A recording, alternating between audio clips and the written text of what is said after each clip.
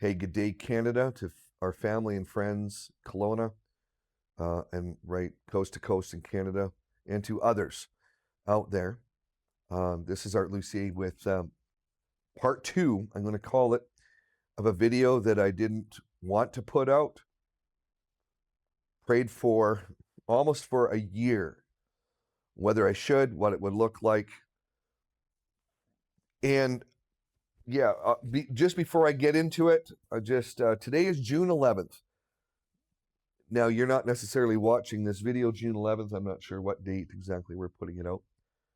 Today is June 11th, though, and today would have been my daughter Brittany's 39th birthday. Some of you remember her story 12 years ago today. Sorry, not 12 years ago today, she passed away, but she was born 39 years ago today, but she passed away 12 years ago. That's it. She passed away 12 years ago. And oddly enough, she's actually part of this story, which I'm not getting into today. Her story is, why is it entwined? You'll see. That'll be another video. That'll help explain, because it's got a lot to do with the allegations, believe it or not, and some people who are behind it. And we're going to dispel some lies. This is not today. This is not that video about, but I miss my daughter. She had lupus for about 10 years. She seemed to get it under control, like some people do. She was married at 28 years old. She got married and passed away 7 weeks later. God took her home. We'll just say that. And so, yeah, lupus. Yeah, she had lupus. Lupus is an autoimmune disease, and it's when the body attacks itself. I want you to hear that. It's when the body attacks itself. And in any case, in part one of this, I right off the bat, I'm just going to tell you, Canada, I don't subscribe. Most of you know, I don't subscribe to the tear people down public exposure culture, or as some have called it, the exposure discernment ministry, which, yeah, as some people have coined it, which doesn't exist. I don't subscribe because, well, the way they do it is simply not biblical. It's out of order. And really, when God is not behind it, or when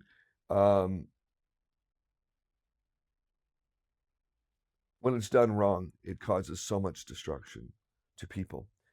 And what we have tricked ourselves into is like, well, if it's truth, it's not gossip. That's a lie. And what we're seeing is YouTuber podcasters sharing one side of a story. Of course, the Bible says, the good book says, a man's story would seem true until you hear the other side. And what we've done is we've justified gossip. Sharing gossip, listening to gossip. You're getting poisoned. People are sharing poison. They're speaking about stuff they don't really know, one-sided. And it is so detrimental. I'm going to say to your spiritual health, because here's the deal. God hates it. He hates division. He hates lies of a brother towards another brother. He has to judge it. He is judging it. People are getting poison, sharing poison, kind of like when a rat gets poisoned and brings himself different food back to the colony of rats. Everyone dies. And this is what's happening. It just takes a while for the poison to manifest, but it will. And I'm just giving you one last warning here. Well, one last warning today. Stop sharing gossip. I'm not saying that at times leaders don't need to blow the trumpet. Of course. We see it in 1 Corinthians chapter 5. The Apostle Paul addresses the whole church and says, listen, it has come to my attention that there is sexual immorality amongst you. Yeah. And so it's come to his attention. In other words, people went to the leader like, hey, Paul, are you aware that this is going on? And he goes, okay, thank you. Then he addresses it to the whole church, top down. And he actually says to the church, kick that guy out. Of course, in the next book, he says, okay, the guy's repented, bring him back in. and this guy was sleeping with his mother-in-law, and people were applauding it. So he says, no, we need to purge the sin out of the church, and I agree with that. But when we see people who are jealous of other ministries, or people who disagree with the movement of the Holy Ghost, feeling justified in sharing one-sided story, most of it's untrue. Well, if it's half true, it's all a lie. And if it's been dealt with even in the past, and now you're bringing someone's sins up again as gossip,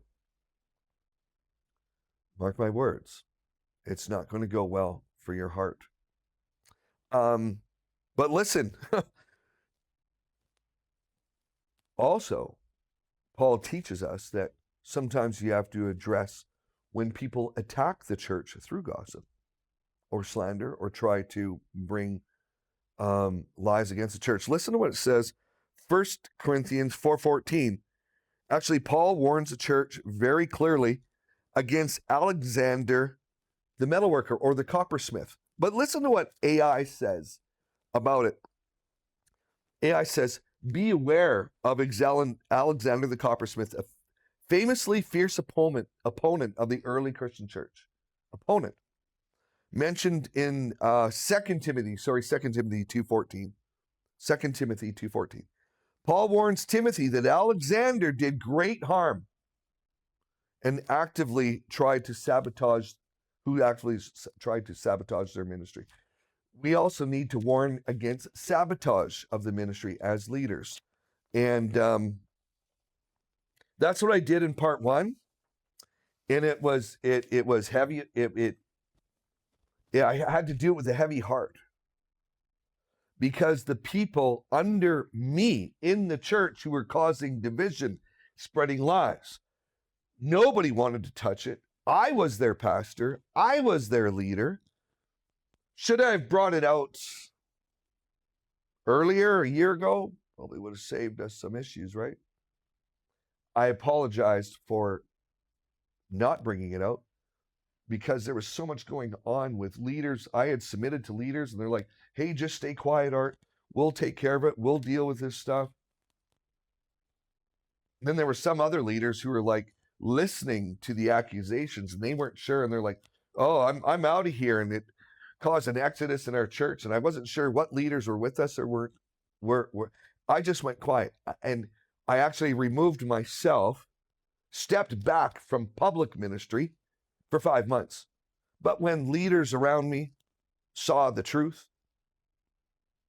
they said, you need to step back leading Kelowna Harvest Church and HMI because we know who you are. We see the evidence. We know you're innocent. And so I did. I stepped back. I know that people have attacked my friends because they're like, you're covering Art. You're just part of the problems in Canada. No, they know the truth. Just like I showed you, I brought real receipts. There are two who were part of my church. One of them is Laura Lynn Tyler Thompson. She actually on her program says I was her pastor. Okay, Laura Lynn, I said, okay, well, I'm her pastor. And by the way, let me get to something right off the bat. The two people I mentioned in the video, Laura Lynn Tyler Thompson and Keesa McDonald, who worked for us, we went the extra mile. Listen clearly, we went the extra mile in dealing with them. I spent 8 hours before Laura Lynn turned on me and say, here's the truth, here's the evidence. And when Laura Lynn saw the evidence and even who Keesa was, she goes, this girl's crazy. Do you want me to go after her? I said, no, I just need you to be aware what this lady, Keesa McDonald, is capable of. Keesa McDonald was addressed by leaders for 2 years. I was accused by my own leadership of being too gracious to Keesa. But I did see some stuff there that I've never seen before. And I'm like, you got to treat this one a little bit differently and just try to be really patient. And maybe we could say, because Keesa McDonald was running over people and people were complaining And then other leaders said, Keith, are you aware of your mannerisms and what you're doing? And she wouldn't listen. She just wouldn't listen. Even when top leaders, and all Kisa was started to do was not listen, called everyone accusatory. Everyone, top leaders. Okay. We did what we could do. We did the Matthew 18 process as leaders. Like, are you aware of your gossip, of your lie, spreading of lies, of what you're doing?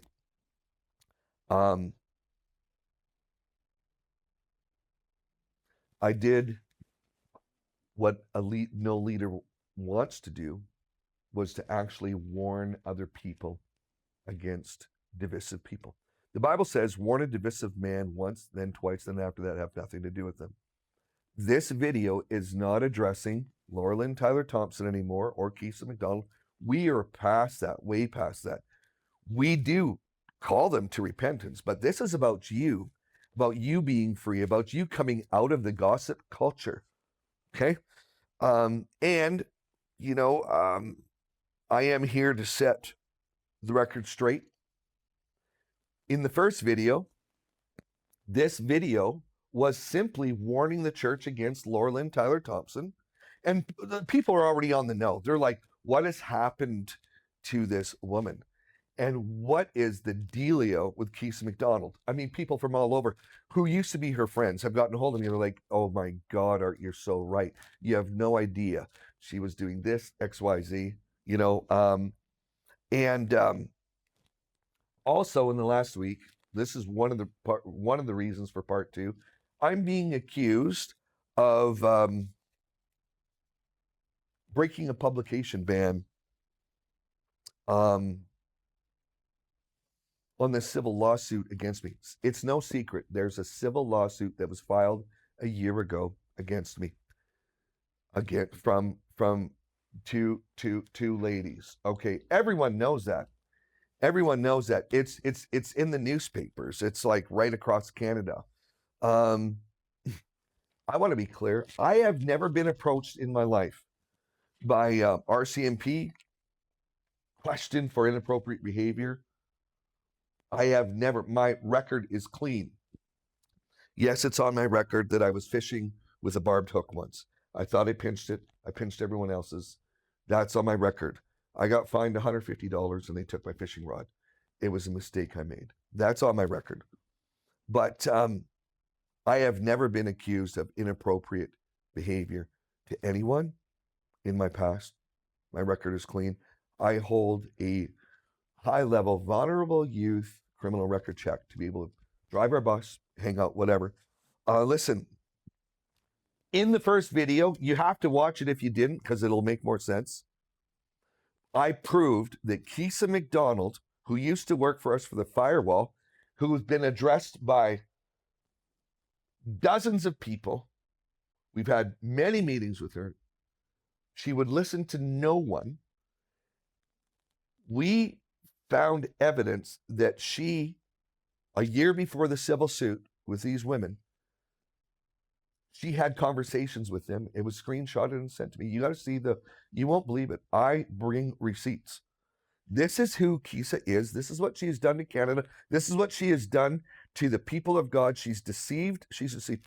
I have met some strong personalities in the past around Canada. Nothing ever like this, ever, ever, ever. I've warned people. You don't understand what she carries. She convinces the best of people to like, oh, you're such a victim, Keisa.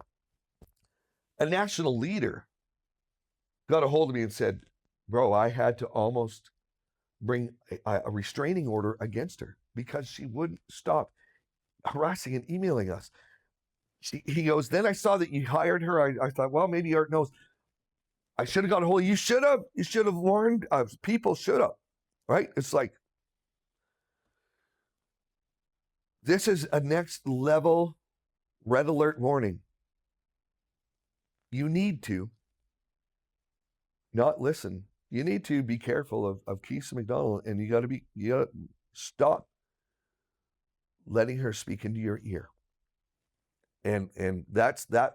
Remember, Kisa McDonald was rebuked publicly on the reset by the Canadian Firewall, by leaders, a group of them who were on there, on August 14th of 2024, 2 years ago. People said, what did Kisa do? They didn't go into it. They simply did mark that one as divisive. They did the biblical Matthew 18, met with her, showed her the letter of what girls had said about saying that Kisa did this to us. She wouldn't listen. So 2 years later, after exhausting themselves, they went and they warned the church like biblically is supposed to be done. But in the first video, I show you that Kisa somehow convinces these two girls who said, Art's never done anything to us. But Kisa was telling them, but Art did all this to all of these ones. Somehow convinced them to sue me, to change their story, to be willing to perjure themselves in a court of law, and to say I did XYZ against them. Listen, it's said that I broke a publication ban, and here's what happened. A year ago, these girls brought out a civil suit. Oh, oddly enough, it's the very girls that Kisa was talking to a year earlier, and I showed proof of that. Now I'm being accused in the last week of breaking a publication ban, but here's the deal. You can talk about the court case. You just can't mention their names. Oh, you can mention my name. Here's from the girls' own lawyers. Here's their website as far as yesterday goes. They might jump on this and it takes this off. Hammer Co. Here's their lawyers. This is public knowledge. It's their website. Go to Hammer Co. and you go down on their website. Kelowna pastor Art Lucier faces civil suit alleging historical sexual abuse. Kelowna pastor Art Lucier, who made headlines during COVID pandemic for denying public health orders, launching court challenges against the government, is now facing serious allegations of historical sexual abuse. The Hammer Co. lawyers have filed lawsuits in the Supreme Court of BC on behalf of two women. They're allowed to say it. Two women, alleging that Lucier groomed and abused them while they were teenagers, members in his congregation. They're talking about it. They're allowed to, right? So it's not that you're not allowed to mention Art Lucier in the sexual allegations or the civil suit. It's not criminal, civil. There was nothing to go on criminally. It wouldn't pass the sniff test. So, but anyone can file a civil suit and say anything that they want. This is public domain. This is out there. It's still on Castanet and CBC. You're allowed to mention it. You're allowed to mention me. You're allowed to mention it was two girls. You're not allowed to mention their names. We did not. There was no publication ban broken. Last week's video was not about them. These are the victims, not of me, of Laura Lynn and Kisa. Of Kisa saying, well, Art did this, so maybe there's a civil suit here. Civil suit is easy to prove, and it's, money involved. So somehow they convinced these girls to put their names. But when their names were found, when these girls found out their names were public on media, 2 months later, somehow they were able to convince a judge to put a publication ban to get their names redacted. You want to come out and say that I did something, but now you want your names redacted? This is very telling. Very telling. So I did not mention their names last week. I simply exposed that Kisa was behind it. You have to watch the video for yourself. Laura Lynn Tyler Thompson has talked about it lots, still does. Oh, but I'm not allowed to mention it. You just did mention it. You didn't mention their names, but you're allowed to mention it, that there's a civil suit going on. It's on the lawyer's website, for crying out loud. Now I'm being accused of breaking the law. Okay, well, if that's the case, we're going to go to court, and we've got evidence that that didn't happen. And no one who wants to say Art broke a publication ban, he's going to be fined thousands of dollars. You know what? Okay, yeah, and everyone can talk about it. I'm just blowing the trumpet on who you've listened to, Canada. And this might be the last warning that you get.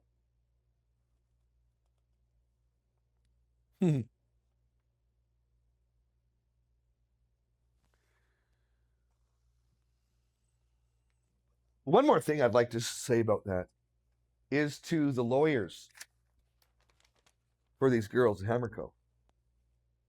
I showed you only a little bit of the evidence that it looks like there's collusion. Looks like they lied. Oh, well, that wasn't the truth. Oh, did they lie then, or are they lying now? Or are they lying now, or they didn't lie then? You got to choose. You got to pick. I would suggest just letting this go, dropping it. You've killed my name already. Or let's go, I guess. I've got fine. Let's go all the way with this. But here's another lie I'm going to dispel. Laura Lynn Tyler Thompson got a hold of leaders, national leaders, international leaders. Hey, Laura Lynn called us and say you want to settle and you just want to sign an NDA and you want it. Now, allegedly, Laura Lynn phoned them. I got to say that again. And I said, no, that's a lie. We're not settling. We're not going away. We're not trying to give a few dollars to shut them up. This is either going to be dropped or we're going all the way to court. No one wants to go to court. Looks like we have to, or we are. At the end of next year.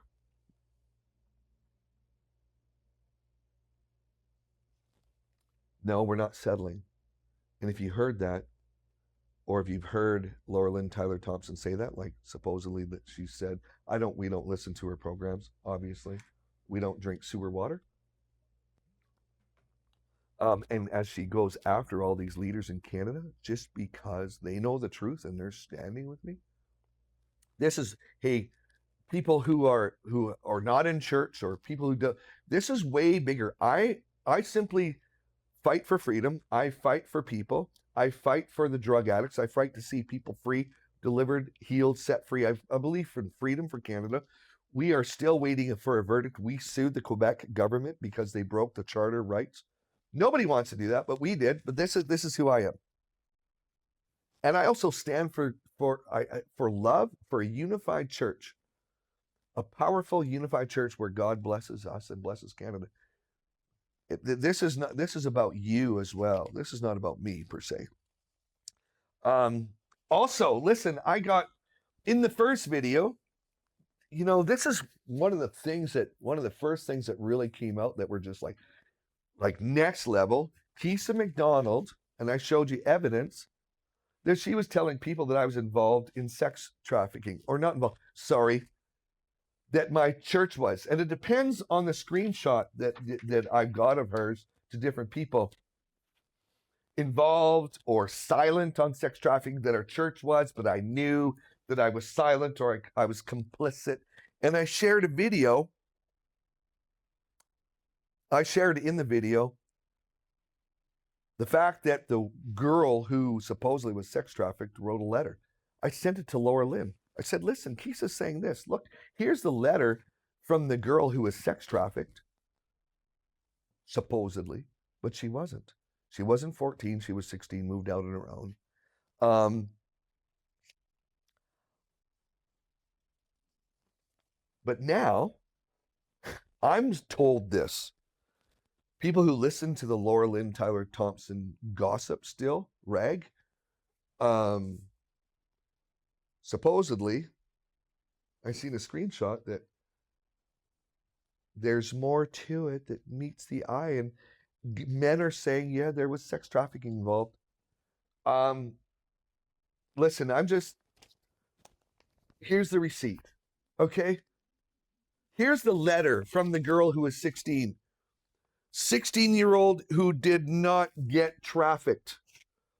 I'm sorry that's backwards. Maybe we'll even throw this up there. I had to redact her name because I'm not bringing her into this. But in the court of law, she did write this 9-page letter. I'm not reading it all. That she was not sex trafficked. There was no sex trafficking going on. Laura Lynn Tyler Thompson, you got to look at her post. She's still saying it this week. Keese has been saying it. Keese has been telling people. This is just like, and they're just trying to paint me as some deviant monster who allows this stuff in the church. Here we go. I'm just going to get right at it here, you guys, because we gotta move on here. I would like to start off by saying my intentions by writing this thing is not to slander or spread hate on anyone's name. I would just love if the truth of my story could once and for all clear up any confusing false information. She's talking about her family. 10 years ago, I remember my mom's, I'm not going to say. But I do have to say this. This is not an attack on her mom. I'm not mentioning names.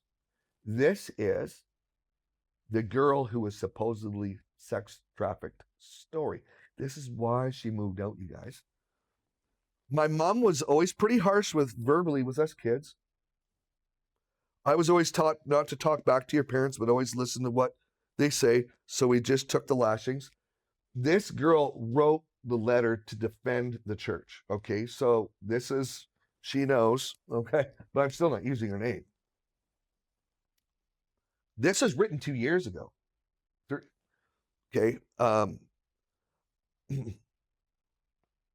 I never realized how badly she had physically hurt my older brother until he left. With my dad and brother gone, she moved into starting to hurt me, said the girl. She slowly got more and more aggressive. It started with some slaps to my face, progressed into digging her nails into my arm so hard I would bleed and still have the scars to this day. By the way, Kisa goes on record publicly, and even I've got screenshots of it, saying that she's defending the mom.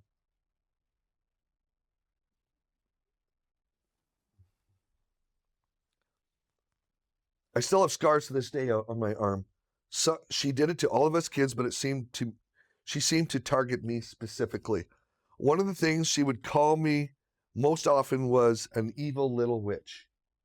It's from the mom. 2 months after my 16th birthday, I made the difficult decision to leave my home. She left home. Okay, this was before the allegation supposedly that she was involved in a sex trafficking scandal. Okay, listen, she moved out.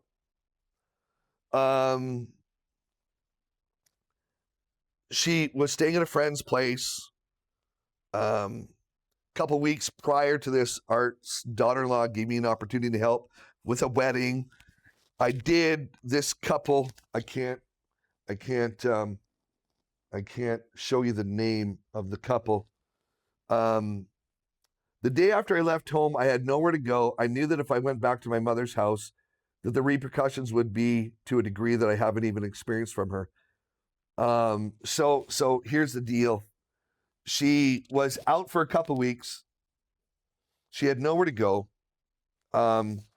This new couple to our church that I had led to the Lord, done their wedding for a few weeks later because they wanted to be right with God. This girl who wrote this letter was one of the flower girls, got to know the bride really well, friends. And because this girl who wrote the letter had nowhere to go, she was allowed to move in with them. She goes, I felt like I could finally breathe again for the first time in years. This couple who brought her in, this new couple to our church, albeit they were new, I didn't really know them. This was not my idea for her to move out and move in with this couple, okay? I don't even think I knew this happened. I don't know everything that goes on in the church. I didn't. My next step was to get a job so I could save money for a place of my own. However, I couldn't do that unless I had some kind of ID. My mom always kept our care cards and birth certificates hidden, so the only thing I knew I could grab from the house was my passport in the kitchen drawer. There may have been a better way of going about this, but the only thing I could do at the time was to think that just to walk back in the house, grab my passport, and leave again. Before I went in, though, I knew there was going to be a good chance that my mom would try to physically stop me from leaving. So we came up with a safe word that I would text my friend that I had waiting around the corner with her car in case I needed to run out and get out fast. I didn't even think that we would need to use it, but when my mom started grabbing me and pinned me to the floor to keep me there, I was able to get free and I was able to run. I was able to get away, but not long after, this couple got a call from the Kelowna RCMP stating that my mom said, her mom, that the mom said they kidnapped me and she was filing a missing report on me. The mom knew this couple. She just didn't like that her daughter was taking charge of her life now, apparently. The mom said that they were trying to use my passport to make me flee the country, which is definitely not the case at all. I wanted to get a job and started to rebuild my life. Since that day, I had to pay a lot of visits to the police to prove to them I was okay, that I wasn't being kidnapped or trying to leave or other absurd lies that were being told. During all of this, my mother continued to slander this couple's name around the church and to the police and even to our family and friends. It's true, the mom still came to our church. I had heard a pastor looked into this. Was there actually sex trafficking going on? And I didn't tell the mom to leave our church. The girl was not coming to our church. She was hiding away. And this new couple who had been born again recently that I'd married was coming to the church, but then they didn't feel safe anymore coming to the church. The girl goes on to say, I started to not feel safe even to leave our home, which was supposed to be my safe place. I won't even want to say what the mom did to actually send someone after them and make them feel fear. But with all of that fear, we took this to the police, this evidence. But of course, as you should all know how corrupt the system is, they told us it's probably nothing. Talking about the fear tactics. They did, however, come to the decision that I was not in any danger living with this couple, so they closed the case. I would also like to clear up the fact that at no point was there any witchcraft going on. Like Kisa, as I read, was telling people around Canada. She got a job. Her 14-year-old brother moves out a year later because of the same thing, getting abused. Last page, because I didn't want to read the whole 9 pages to you. It saddens me and disappoints me to hear that people are still slandering this couple. We have happily moved on with our lives. I owe them my life. They are the reason I can live freely and happily today. As well, the Lucier family. Between the Luciers, this couple and the Luciers, I'm eternally grateful for all they did for me. This was 3 years ago now. And this was written 2 years ago. So this was back in 2011, 2021, like I said, 2021, 5 years ago. I hope and pray that anyone who still feels the need to gossip about my life or even the harvest itself as a church can come to peace and move on once and for all. Written and intended to come from love and the girl. Like I said, I'm not comfortable releasing her name. Definitely not the name of the mom. It's not about that. There's apparently some issues there. This is about saying I'm leaving it to rest. You've all listened to some gossip, one-sided story that our church was silent. I was silent on some sex trafficking. Never happened. There wasn't witchcraft.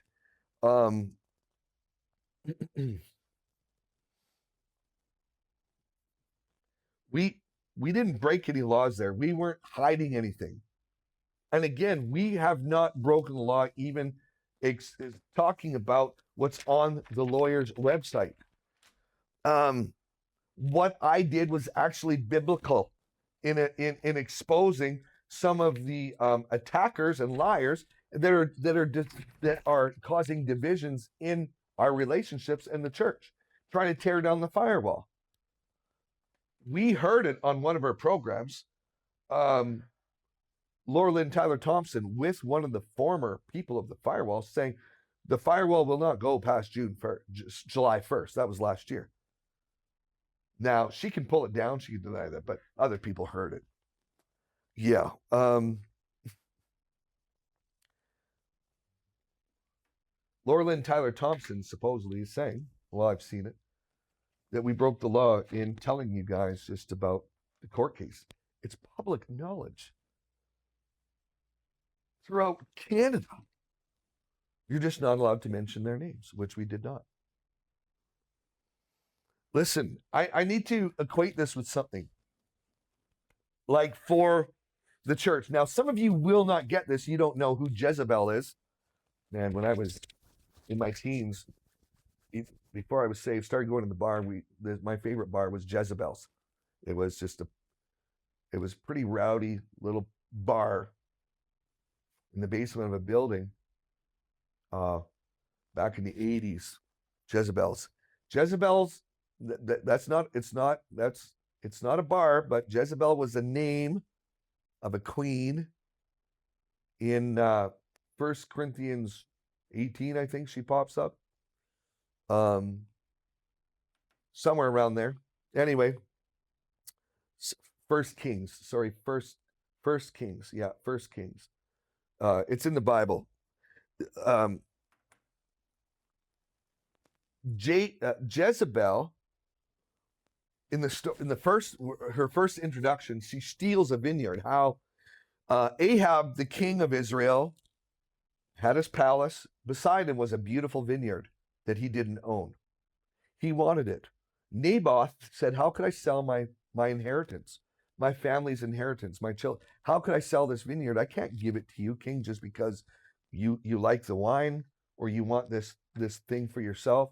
I'm not selling it to you. So he was sulking. And Jezebel said, what's the problem, king? Well, he won't sell me the vineyard. She goes, come on, man. Take matters into your hands. You know what she did? She called a big public dinner, big public forum dinner, paid two scoundrels, to sit across from Naboth and say, we heard this man blaspheme God. One of the worst sins of the ages back then. One of the worst sins. Today, what's one of the worst sins that you can be pegged with? But Jezebel knows what one of the worst things to say about someone is. It took just a testimony of two. They grab Naboth, they take him out, they stone him to death. They throw rocks at him. Sound familiar? The story? Until he's dead. Ahab then goes and takes the vineyard for himself. A family lost a father. A wife lost a husband. Children lost a father.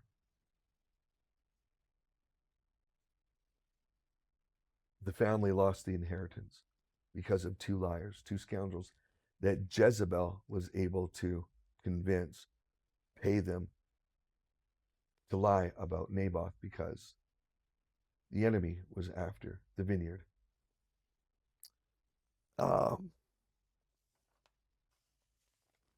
Later on in Kings, 2 Kings chapter 9, Jezebel is just the queen witch. Her witchcraft is all over the kingdom. But God anoints Jehu to go after her. And if you read the story, he comes into Jezreel, and there's the palace. Jehu comes riding up on his chariot with some friends. Jezebel, though, sees him coming, puts on a face, paints her face and her hair. Hey, Jezebel always puts on a face.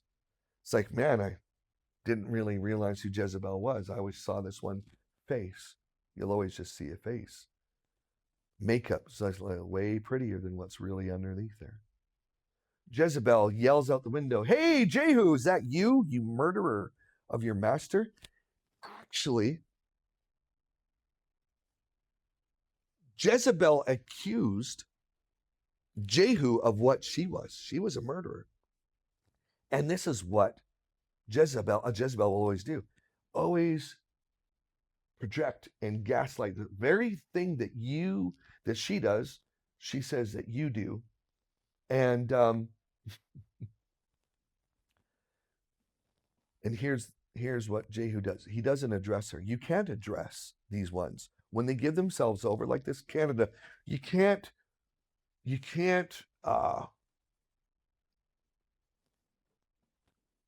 negotiate with the accuser. You can't. And he doesn't. He ignores Jezebel. Jezebel's accusing him of murder. And he goes, hey, everyone, who's on my side? Who's on my side? Some eunuchs, some guys look over, and he goes, throw her down. And you know the story, some of you, if you're not, 2 Kings chapter 9 is quite the story. You should read it. These guys throw her out the window. She falls on the ground. Jehu's horses, he tramples her. She dies. They go and have lunch. And while he's at lunch, he goes, you should go bury her. She was a king's daughter, whatever. And they went out there, but the dogs had eaten her already. All that was left was her hands and her feet and her head. I've heard one international prophet say, you know why the dogs never ate her hands? Because she touched the Lord's anointed. And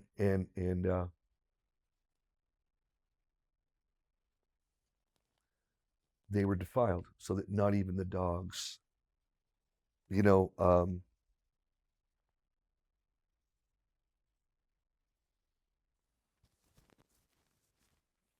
dogs. The Bible talks about dogs in Revelation, I think it's 20. The dogs are outside, they're not allowed in the new city. Interesting thing about dogs. It's kind of disgusting. They go around sniffing crap, looking for information. Dogs go around sniffing each other's butt.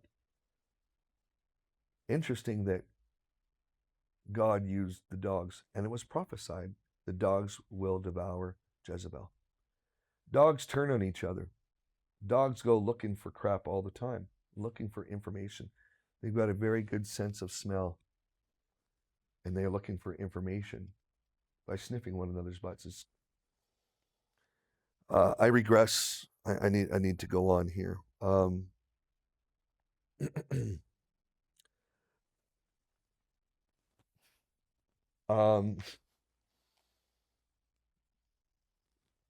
I did the very thing the Bible tells us to do in regard to conflict in any type of public exposure. I went to her. We have done our level best. Laura Lynn's friends have done their level best. Her top friends have said, we disagree. We're distancing ourselves. We disagree with what Laura Lynn has done.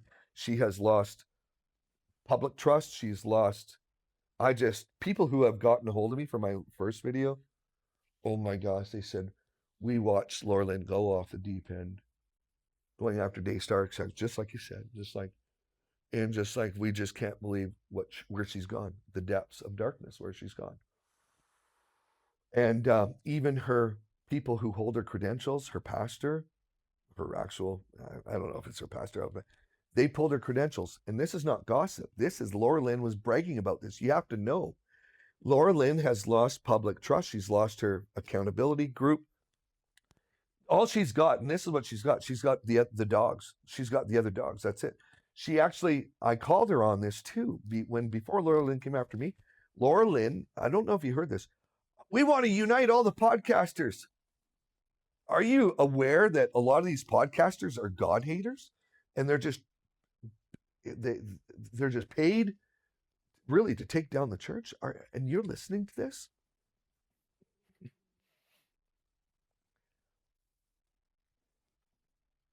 Laura Lynn also came on her program, Good Friday, a year ago, saying that not only, she said, hey, Art and Heather, do you want me to quit going after you? Quit the ministry. So we knew what the The enemy's plan was just make us stop, silence our voice. But then she goes on to say, Heather is the meanest, nastiest woman north of the American border. That's what she said. It was public. She might take it down and say, oh, I didn't say that. I heard it. Many of you heard it. And but this is not even necessarily from herself, I don't believe. See, 2 years ago, we got all kinds of screenshots from people, from Kisa. Laura Lynn Tyler Thompson is simply doing this lady's dirty work and trumpeting, because Kisa has something that I've never seen before, high level, to try to crush the Church of Canada, to break up what God is doing in the firewall. This is Kisa, and I've got, it's not on here, but this is from 2 years ago. She's talking to someone else, and someone who loves us sent us this screenshot. She goes, hey, just a warning, my friend. Heather Lucier has some open doors you don't want to be around. They've got a woman involved with voodoo on staff, on our church staff. Massive spiritual sexual abuse in their ministry. Be careful. I told you before, I went through spiritual abuse with art. It was the other way around. And the spiritual abuse, if that's even such a thing, it was from the two ladies who came to me and wrote a letter. And we've got that letter. That Kisa trampled them and wouldn't apologize. It's gotten way worse, and it's manifested with Heather. Ask for discernment and deliverance. You don't really need to be in their circle. I don't want you in their circle. It's icky. Bless your heart to be on fire for Jesus. There's a need to stay separate from mixture. The voodoo is intense. Voodoo? What the frick is voodoo anyway? Like taking a little doll that looks like someone? I sometimes feel like someone's got a doll and poking the doll that looks like art. We don't have no dolls. We don't voodoo. Like, they need to come to repentance. This is from Kisa a couple years ago. We've got so much of this stuff. Some people say you should just sue for defamation. To someone who has nothing, trust me, she couldn't even cash a check. Like, we had to pay for her rent. Like, she has nothing. I saw such gifting on this woman. I went the extra mile for 2 years, hey, Kisa, take the higher road. Only to be sent screenshots that Heather has open doors and there's voodoo in our church.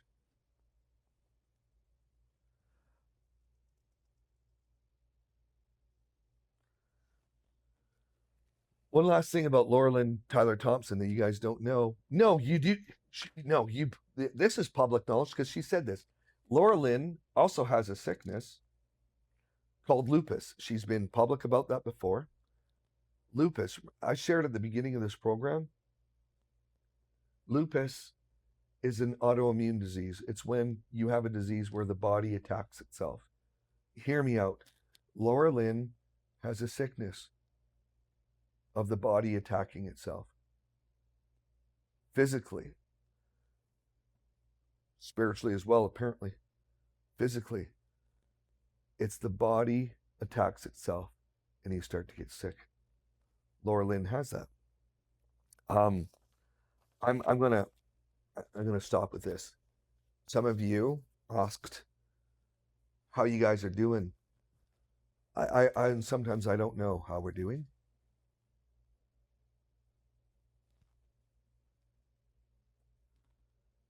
But what's the option? Quit, run to a cave, move to Belize? What's when the enemy comes after you, you can run away, but the fist is just going to chase you. We are doing our best to do what's right, to stand up. We are still leading a great little church. When I say little, we've lost so many people. When accusations started coming out, and Laura Lynn saying this, we don't know what to believe. People were leaving. Good friends. I've lost good friends. I say good friends. Maybe I thought they were my friends. Our little church is good. It's strong, but it's small. We've lost so much support. When I saw the enemy coming after the firewall, we gave it away to Steve and Kara, who've done a bang-up job, and they're looking after it. Praise the Lord. But we gave all of our supporters away. People stopped supporting. We gave all the firewall partnership that I had built, that you guys came on. We are devastated financially. Some people don't want to, said, shouldn't share that. You've asked. We are devastated. We have an office and a little Asher Hall that we just renovated. We are flat financially. We've had to lay people off. We've had to take massive pay cuts. I might have to buy a trailer full of tools, go back to work. I don't know. Some people say, oh, just trust the Lord. Yep, I trust the Lord and I lock my door. And I know that the enemy has starved out ministries before, and it wasn't of the Lord. You've asked how we're doing. Praise the Lord, there was a few people who actually saw the first video, said, can we make a little donation? Thank you. Thank you. There is so much more for us to do. This is not a vision casting. We're out of time. This is not a vision casting video.